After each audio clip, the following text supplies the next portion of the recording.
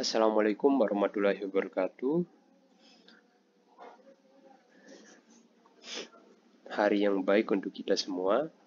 Pada kesempatan ini, saya akan mencoba membahas teknik paraphrase atau paraphrasing techniques. Nah, jadi ini saya ambil dari ini ya, https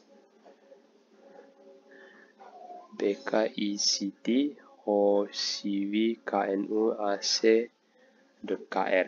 Nah, jadi di sini teknik paraphrase ini adalah nama lainnya teknik untuk menulis ulang sesuatu dengan cara yang berbeda. Paraphrase adalah mengatakan hal yang sama dengan cara yang lain. Menggunakan kata-kata Anda sendiri. Kita dapat berhasil memparafrasekan dengan menggunakan beberapa kombinasi teknik.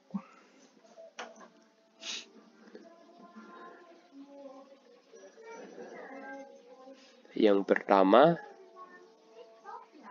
yaitu merubah dari clause ke frase atau sebaliknya. Kemudian selanjutnya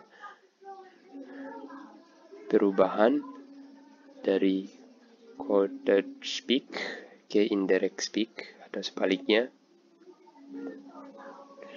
Kemudian ubah dari active voice ke passive voice atau sebaliknya. Keempat, ubah ke sinonim. 5, ubah bentuk kata. 6, penggabungan kalimat. Jadi ada 6. Contohnya, setelah dia belajar, John tidur siang. Diubah menjadi setelah belajar, John tidur siang. Jadi kata dianya udah hilang ini. Nah, itu perubahan dari clause ke frase ya. Kemudian contohnya, rumah di seberang jalan masih baru. Rumah yang ada di seberang jalan itu baru.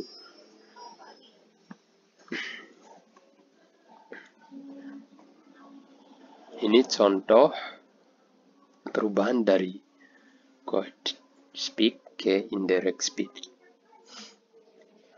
Tuan Lee berkata, saya siap untuk makan siang. Tuan Lee berkata, dia sudah siap untuk makan siang. Okay, I'm ready for lunch.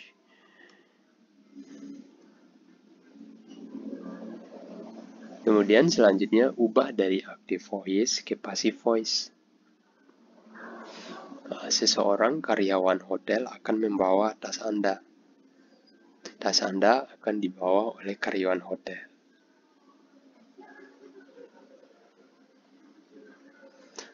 Ini dan mengganti kata dengan sinonim. Seseorang karyawan. Ulang. Seorang karyawan hotel akan membawa tas Anda. Tas Anda akan dibawa oleh karyawan hotel.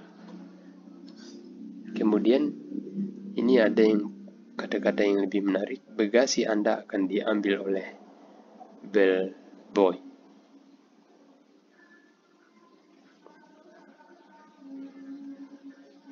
Ubah bentuk kata. Gunakan kata keterangan alih-alih kata sifat. Gunakan kata kerja untuk menggantikan kata benda. Grok adalah juru ketik yang akurat. Jenis grok secara akurat.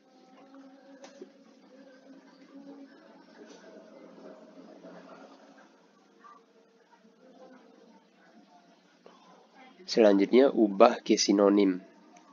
Ganti kata-kata aslinya dengan kata-kata yang artinya sama. Contohnya, kuda jantan itu puas dengan kudanya. Kuda jantan itu senang dengan kuda betina.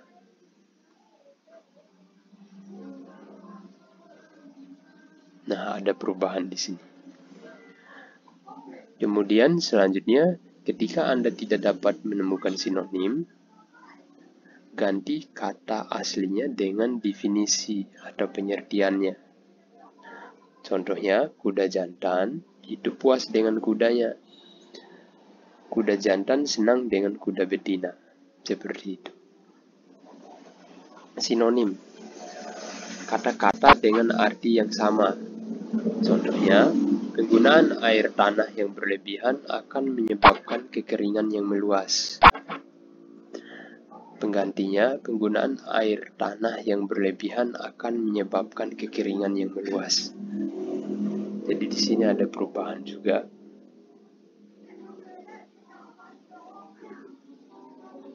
Selanjutnya, menggabungkan teknik ubah ke frasa dan tambahkan sinonim atau definisi.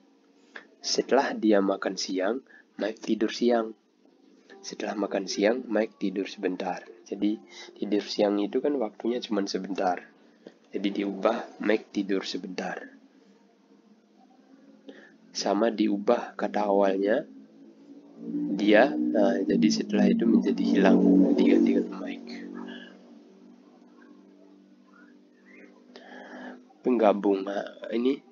Gabungkan teknik ubah ke frasa dan tambahkan sinonim atau definisi.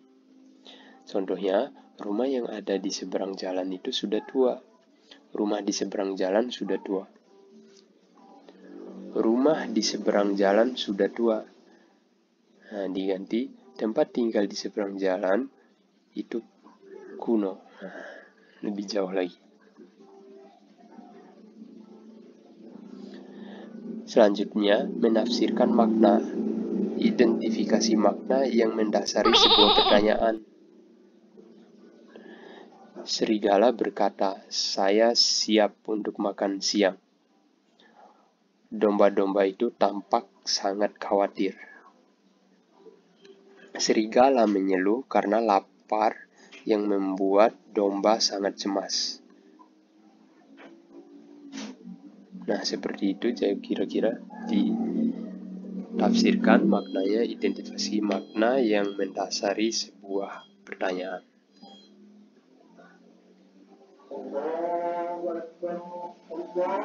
Selanjutnya, ubah transisi. Meskipun hujan, Bob berjalan kaki ke tempat kerja.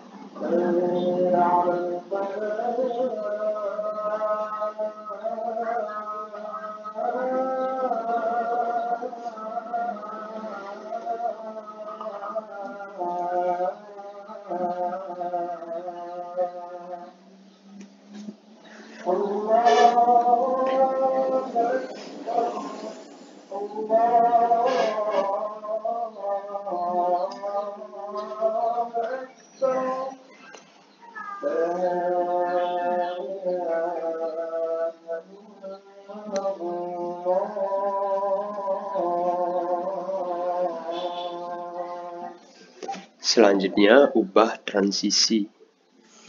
Meskipun hujan, Bob berjalan kaki ke tempat kerja. Saat itu hujan, tetapi Bob berjalan kaki ke tempat kerja. Saat itu hujan, namun Bob berjalan kaki untuk bekerja. Jadi ada perubahan ketiga kata ini. Itu kalimat. Dan mengubah bentuk kata. Contohnya, meskipun hujan, Bob berjalan kaki ke tempat kerja. Saat itu hujan, tetapi Bob berjalan kaki ke tempat kerja. Saat itu hujan, namun Bob berjalan kaki untuk bekerja. Meskipun hujan, Bob pergi bekerja dengan berjalan kaki. Nah, ini ada beberapa kata yang berbeda ini. Kemudian, frase moving. Nah, di sini penggunaan air tanah yang berlebihan akan menyebabkan kekeringan yang meluas. Kemudian selanjutnya, kekeringan yang meluas akan menjadi akibat dari penggunaan air tanah yang berlebihan. Selanjutnya, mengubah suara. Penggunaan sumber terbarukan dapat menghentikan perusakan hutan hujan. Ini suara aktifnya. Selanjutnya diganti, penghancuran hutan hujan dapat dihentikan dengan penggunaan sumber-sumber terbarukan. Ini suara pasif. Selanjutnya, mengubah bagian pidato. Penggunaan sumber terbarukan dapat menghentikan perusakan hutan hujan. Penggunaan sumber terbarukan dapat menghentikan orang-orang yang merusak hutan hujan. Nah, seperti itu. Jadi ada perubahan kalimat. Kemudian selanjutnya, penggabungan kalimat. Topan memaksa lebih dari 1.000 orang melarikan diri dari desa-desa di pegunungan. Hujan deras mengguyur lebih dari 1 meter di daerah pegunungan. Ini 2 kalimat ya. Kemudian menjadi 1 kalimat. Topan memaksa, di sini maksudnya angin topan ya, memaksa lebih dari 1.000 orang untuk melarikan diri dari desa-desa di pegunungan saat hujan deras mengguyur lebih dari 1 meter di daerah pegunungan. Nah, sekarang giliranmu. Parafrase berikut ini ya. Yang pertama, saat ini orang khawatir tentang keamanan internet. Yang kedua, pendukung pelacakan internet percaya bahwa ini membantu pemasar memahami apa yang diinginkan orang. Kemudian, orang-orang yang menentang pelacakan internet percaya bahwa itu adalah pelanggaran privasi.